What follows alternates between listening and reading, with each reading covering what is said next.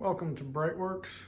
Well, we got the tins off of Persephone, 2.7 liter, 911S, 1974. And she showed us where she was having problems. So definitely around the chimney.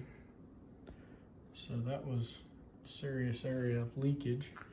There was a ton of stuff up in here, but I think some of it was oil mixed with the engine sound pad coming apart. No leaks up here. It's the only spot that has corrosion on it. Definitely from the IMS cover.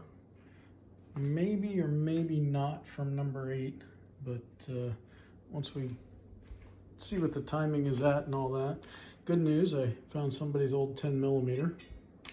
Too bad it's not a snap-on, but yeah, it was sitting right there.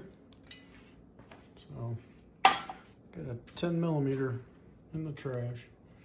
A little bit of a rear main seal leak. It's a little more in the weep.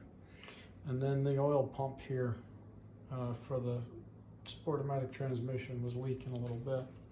But other than that, so far from the top side, that's what we'll see.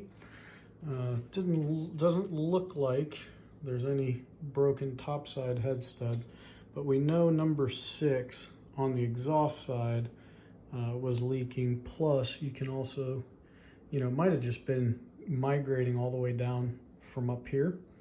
So number 6 might be in better shape than we thought, and it might just be a migration that was going down the case. But yeah, now we'll start to get some of those covers off, see what the timing was set at, and continue on with the disassembly. Thanks for watching. Check us out at BreitWerks.com.